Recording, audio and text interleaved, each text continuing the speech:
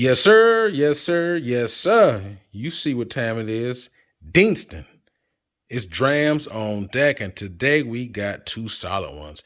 Today we got the Deanston 2008. This is a 9-year-old red Bordeaux wine matured Scotch whiskey, sitting at cash strength, 58.7%. This one right here is going to have a lot of red ripe fruit right here. Can't wait to dive into this one. The other one right here, Deanston 1997, 1997. This is 21 years old. Palo Cortado cash finish. This one right here is a mix. We're going to dive in this one as well. This one is just sitting at 51.8%. You got two solid, pretty much we call these like novelties or one-off drams by Deanston. They have the special release. They have the core range. These are not the core range. These are special releases. So you got right now, you got a 9-year-old, you got a 21-year-old Scotch on deck for review. Drams on deck. Let's go. What's up, baby? You see what time it is. Drams on deck. And as promised, as said, we have two nice ones here. We got two by Deanston. This is quickly becoming one of my favorite Scotch distilleries. I have a couple of them. But this one right here, after these two here, it's definitely coming up on my radar. So let me introduce you to these if you don't know. This is the Deanston Red Bordeaux Wine Finish. This one's a cash strength, 58.7%. This one right here is the Deanston Palo Cortado. And I like these both. Let me give you the specs on this. So this one right here is 21 years old. Is aged the first 19 years in bourbon cask. The last 2 years are going to be finished in Palo Cortado sherry. It's a sherry wine. So it's aged in sherry wine, but this sherry wine is a little bit different than the normal Oloroso. So that's what this one is. This one right here is aged 9 years in cask that held red Bordeaux wine. So these are going to have a lot of tannins, red fruits, all those type of red deliciousness. If you're into big red wines, I think you may gravitate towards this if you're into wine finish. So by and large, these are one-offs. I got these both at the same time. I got these about almost a year ago. Not quite, but almost a year ago. I got them at a spot called Specs. I got it in Houston, Texas about, like I said, about last fall, so just about a year ago. This one right here, the Red Bordeaux, I paid around $75, somewhere around there, $75 or maybe even $80 for this. But the Palo Cortado, that one was a little bit more expensive. This was $210. So with taxes and whatnot, I probably dropped maybe $225 for it out the door. But it was listed at around $210. So like I said, so altogether I paid about $225 for this and about almost $80 for that. So by and large, they're not going to be easy to find. So neither one of them. I think they're not the core range. Deanston has like the age statement core range. They have a virgin oak that's easily available. But these two are not going to be on every shelf.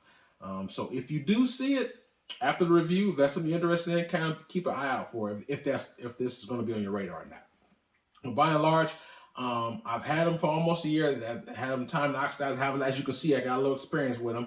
I decided to share both of them with you. I think that since they're both one-offs, I might as well give them a double review and just kind of put it out there for those who are looking for not the common everyday Scotch, but something a little bit different. They both can offer a little bit of that aspect, in my opinion. So anyway, we're going to start with the Deanston Red Bordeaux wine first. As always, we're going to nose it, we're going to score it, and we're going to taste it. Let go. Before we do, I don't know if the camera, hopefully the light can pick up from the camera, but it does have a nice, like a red, dark, tannin kind of a color to it. It still is, it has an amber, but it's still, I can see there's a little bit of redness to it, which it's intriguing because it aged in a red wine. So I actually like the color on this one right here. But jumping onto the nose, definitely pick up some ripeness. Smells like some cherries, a little pepper, a little honey, ginger, like a sweet spice. Definitely pick up some dates on here, some raisins on the nose. Very nice floral sweetness, and it's very approachable. It's almost 60%, but it's not burning your nose. It's not very overly fragrant or anything like that. So that's a good thing. But yeah, you definitely pick up a little bit of tannins on here, sweetness, raisins, dates, all the above. I see a little bit of creaminess coming down, and I'm showing just a little bit of that creaminess coming down off the sides of this Glencairn. All right, let's take a dive in on this little sip and let's see what we got. Cheers.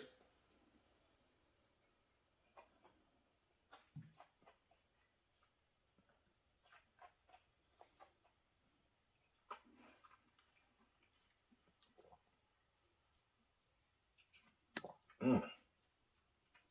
Wow. Damn. Damn. You know, certain drams when you try it, it just make you feel a certain type of way. They hit different, they sit different, they taste different. This one right here is different. Don't taste like the everyday dram. But let me take one more sip. As you all know, the first sip opens me up. The second one kind of saturates my palate. Let me take one more sip.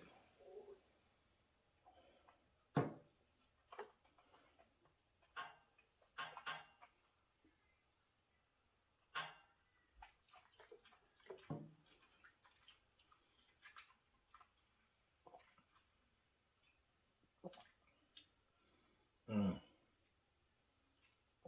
Mm. You gotta forgive me, I'm using my water bottle.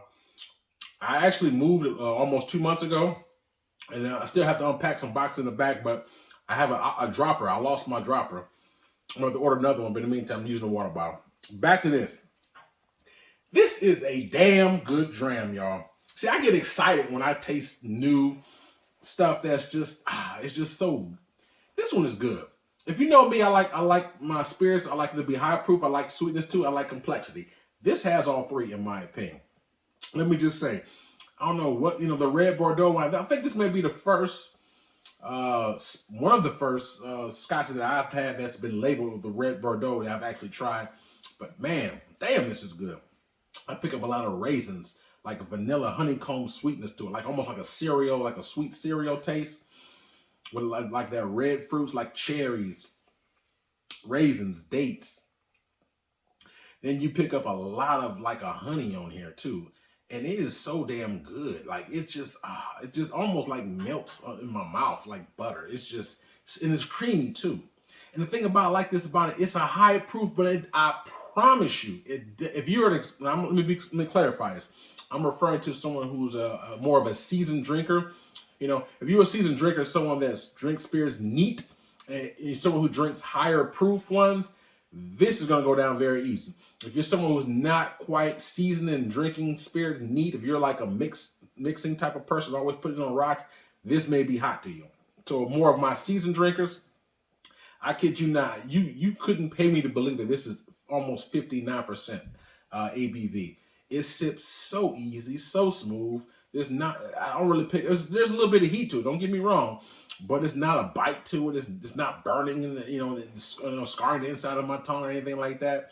It sips very nice and warm, silky, smooth, with all those red fruit. Like I said, the raisins, the dates, the cherries, the berry flavor, the honeycomb, the cereal, the ginger spice.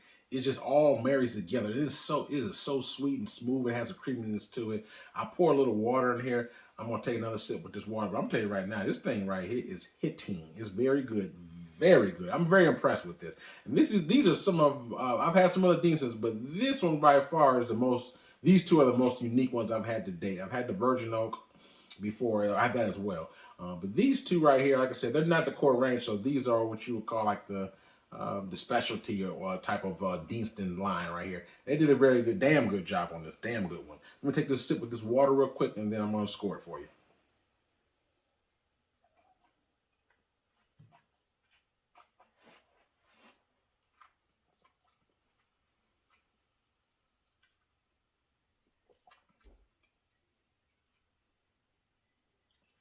I get more of the same. Actually, I like it without the water, believe it or not. It seems a little bit more softer. For me, the higher proof kind of lingers a little bit more. But anyway, fairly the same, but I think I like it slightly without the water. Anyway, You pick up still that honeycomb sweetness, that cereal, raisins, dates, that syrupy taste. It hits very, very good. You get like a nice wine influence too on this. And the one thing that's really shocking me that it's just the heat factor is not super hot. It has some heat, don't get me wrong, but it's not what I initially thought I was going to, I would be getting like, hot. It's not like that. It sips so smooth.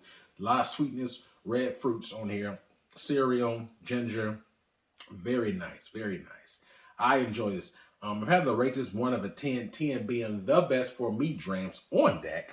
Man, whew, this thing. I give this a 9 1/4. So 9.25. A little bit over 9. I think this is a very solid Dram if you like that taste profile. There's no peat on here, so it's not super oaky.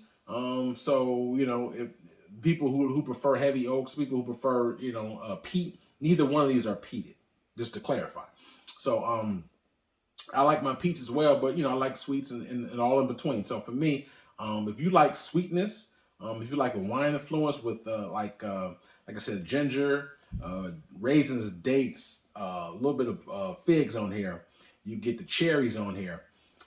The honeycomb cereal taste. If you like that type of sweetness, and it all marries together at the same time. When I first started swirling around, I pick up the raisins, the dates, and when I get to the mid palate, that cereal note comes in there and goes down the hash. It's just nice, spice, and it's just smooth, sweet.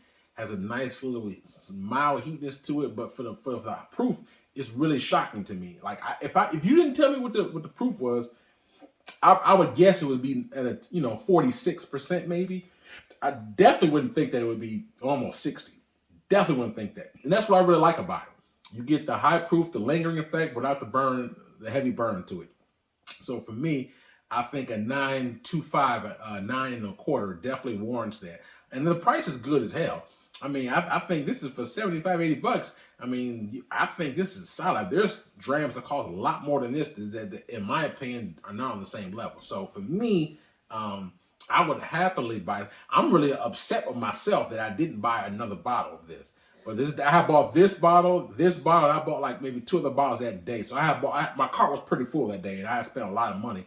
And so that's the only reason why I didn't buy this again. But I came back to Houston maybe a month or so, maybe 1 or 2 months later, and I checked for it, and it was gone. It sold out. And I was so upset because I'm thinking to myself, like, it's the holiday season. Everybody not spending money on liquor. It'll probably be there after New Year's, and I come back and it's gone. I was upset with myself. I'm like, damn. But anyway, long story short, 9.25 solid dram like this. Deanston Red Bordeaux. If you like the red fruits, the sweetness, the proof is high, but it doesn't taste hot. Definitely check that out. So I'm gonna jump right here on the Deanston Palo Cortado finish. Like I said, again, this is 19 years in bourbon cask. The last 2 years are going to be in the Palo Cortado sherry, which is like a special sherry or wine, so to speak. And then it has a uniqueness to it. We're gonna dive into it. We're gonna nose this. We're gonna score this, and we're gonna taste it as always. This has a medium amber color to it, medium amber. So this is its colors are pretty close, but this one has a little more of a tint to it. But by and large, it looks very, very nice, yellowy, like a nice little yummy bourbon whiskey or so. That's kind of the color that it has to it, because it was aged in that kind of cask. So let me see what this nose has to offer. Man, let me take one quick sip of water. I'm gonna cleanse my palate real quick.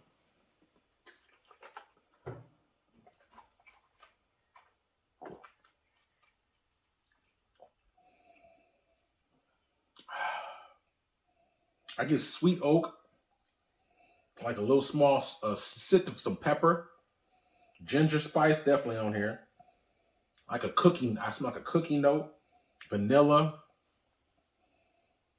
some kind of a spice, like a cinnamon spice, almond on here.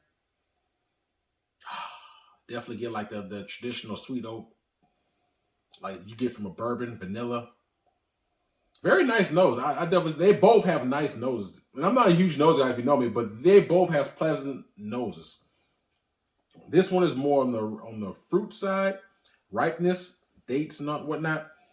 This one's more. I can say I pick up vanilla, honey, and ginger, peppery note. It all rolls a nice nose, very nice nose. This one is not quite as high. This one's just a tad on the 59%. This one right here, just a tad on the 52%. So, roughly around a 7% difference. So maybe like a, 7%, which that's a pretty much a strong beer, 7% beer. That's pretty much the difference in ABV. So they're both over 50%. So that being said, we'll jump on this palette and see what we got. Cheers.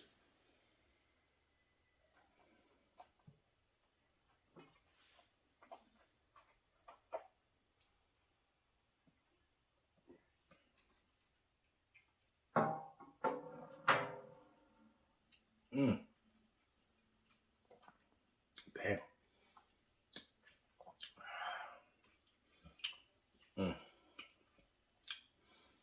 Wow.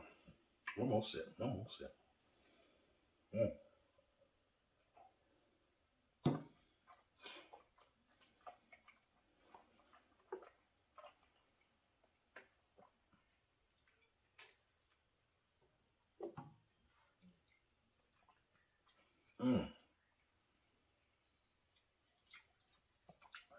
I'm gonna be honest with you. I'm not fronting. If anybody know me, I don't front. But this one right here, this is probably I've had this bottle both at the same time, but I would say I like this one straight out the gate. When I tried this one for the first couple of times, when I tried the neck pour, I thought it was okay. It wasn't pretty, I thought it was pretty good, but I wouldn't say sensational. This is the first time I hit this particular bottle in probably at least 4 or 5 months. And I kid you not, this is the best sip and experience I have had to date since I've had this bottle in almost a year. And that's honest. Like, I think certain bottles need time to oxidize, air out. And I think the time has definitely helped this bottle. This bottle didn't need it. The red Bordeaux, I loved it from the time I first hit my palate I loved it to the first time to the day. This one took a little time, but I would say this dram I just took right here was the best one I've had yet. So this one has grown over time on me. This one I was loving it from the day one. So back to the Palo Cortado, man, the notes on here is very good. It's a high proof. And there has some commonalities to it. This one has a cereal note as well. A lot of vanilla because of the bourbon influence. A lot of sweet oak, vanilla, a little bit of honey. But then you get like a little buttery toffee note on here, like a gingerbread coffee. It sips so smooth. They both do. And it is really, really good. And like I said, this one right here grew on me. Like I kind of liked it when I first tried it, but I wasn't wowed by it. But this one right there, that last couple sips, it pretty much was a wow factor. So it took time to develop into that for me. Because like I said, a lot of times when you buy bottles of neck pour, it's not fully balanced. So sometimes when you try the first couple sips, it's nothing special. But then eventually you kind of the oxidizing of the bottle, it enhances the taste a lot. And like I said, a lot of my spirits, that has happened. So anyway, I had poured some water in here, and I'm going to take another sip right now with the water. Cheers.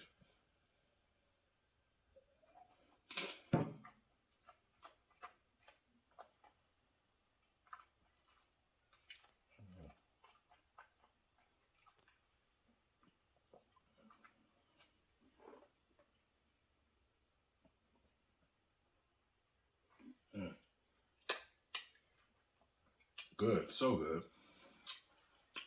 Light cereal note, honeycomb, vanilla, honey, sweet oak. Man, this is very good as well, man. I like them both. I think the one difference between these two is that this one you're gonna pick up more fruit and a little bit more sweetness on here, and it's a higher proof. They're both solid. I think this one you're gonna pick up more. You can get more bourbon influence. This one gonna get more wine influence. More wine, fruit and wine, more bourbon. It's more like a sophisticated bourbon. but it's still a scotch though. So I don't think when I taste it, you know what I'm saying, I don't mistake this for a bourbon per se, but I can definitely taste like the sweet oak, the vanilla, the honey, some of those things that you characteristics that you typically get in a bourbon, but then it has that sherry profile too. Let's keep in mind the last 2 years was in the sherry cask. And it has like that nice like sherry buttery kind of taste as well. So it has that influence slightly as well. But like I said, most of that I pick up on there, that vanilla, sweet oak, honey, you know what I'm saying, honeycomb. You get like a slight pepper on here, nothing big. A little small sherry, buttery, and it rolls over together so nice. And that's consistent from front to end. So from the beginning to the mid palate, I pick up those notes, that sweet oak, vanilla, honey, as I said earlier. So this one, you can definitely pick up more berries, fruits, raisins, dates, even more sweetness. They both are solid drams, but there is a significant difference in price, as I said before. This one's around 75, 80 bucks. This one's around 210 retail. So they are both awesome drams. So what would I rate this Palo Cortado 21-year-old spirit? Out of 1 to 10, 10 being the best for me drams on deck. Before I answer that, I'm sorry, y'all. Let me give one more quick sip. I'm gonna drop in 1 second.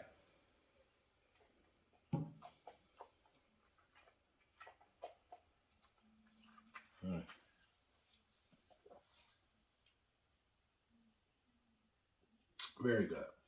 Very good. I give this one an 8.75. The Deanston Palo Cortado 1997 21-year-old finish. I give this an 8.75. I think this is a very solid dram, very smooth, very good. So on taste alone, 8.75. I do think the price is, in my opinion, this is my opinion, I think it'd be reasonably priced if it was more like maybe 150 ballpark, or maybe even 180 at best, but 210 with tax, 225. And I see online this was even 260 in some spots. So I got it for 210 is even more than what I paid for it.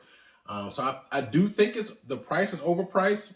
So for me, if I factor in the price, and the availability is going to be the same as this one because they're not the core range, so I'm not going to worry about that. But if I'm gonna have to factor in the price profile, I'm about to knock it down from an 8.75 to an 8.25. And what I mean by that is when I factor in the taste, the price, the appearance, and the availability, when I put everything, the whole shebang together, I'm gonna give it an 8.25, an 8.25.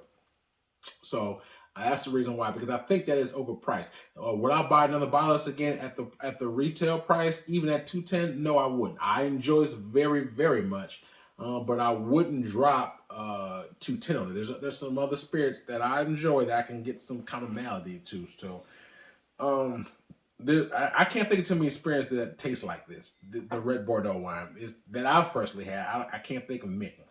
This one, I've had some bourbon and sherry cask finished spirits.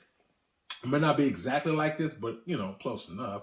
I just imagine if you had a Balvenie Doublewood at cask strength and much older, because Doublewood is 12 years old, this is 21. So just imagine more of a refined, higher proof Balvenie Doublewood 12.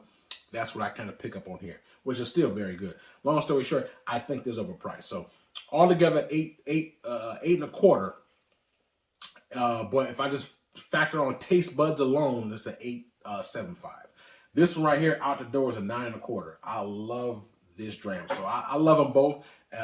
Obviously, because this one is cheaper and I think it's better, I would hands down go. I could get 2 of these bottles for the price of this. You know what I'm saying? Even actually more.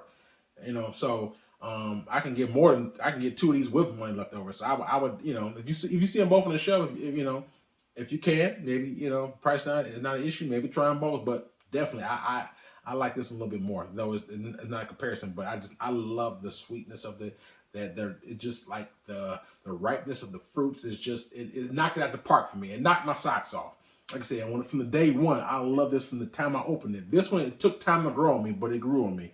This one right here, I loved it from the time I opened it up. So 9.25, and this is an 8.25 out the door for this one. So both solid drams. If you have an opportunity to check them out, If you're looking for something new that's not like the typical, Macallan or, the typical Glenmorangie, so to speak, or whatever. I'm only saying that because those are ones you usually see, like the non-peated whiskeys that you can see at normally every store. Those are very good. By no means, I'm not, poo-pooing those. I love those distilleries just the same. But I'm only talking about these particular specials are a little bit different, especially the Red Bordeaux wine is a little bit more different than those because, like I said, that rich wine influence, of rich tannin fruits, the sweetness, it really rounds out. And I think this is a very, very good trend. So all in all, if you like those spirits, if you like those flavor profiles, see if you can see it in your local store. Maybe check it online always, if that's what your warehouse is. So hope you got something about the review. That's what we're here for. We're here to sip, to share, and to exchange ideas and experiences. That's what we're here for. So I hope you liked it. If you did, hit the like button, hit the subscribe button. Likes and subscribes are for free, y'all. Actually, I also have an Instagram page. So if you didn't already, please check out my Instagram page. I'll drop the link for that in my description box. And then whether you had these before, or maybe you had other Deanstons or whatever, please give me your thoughts. So please hit me in the comment box. I like the interaction with you guys. So please hit me up in the comment box. Let me know your opinions of this. If you have or have not had either one, I definitely know you guys' opinions of it. I really want to know about that. So all in all, I enjoy it, man. Also, I have a Cash App Patreon if you do choose support. I got more heat on the way, so please stay tuned. Thank you, guys. Drams on deck, signing out. Yes, sir.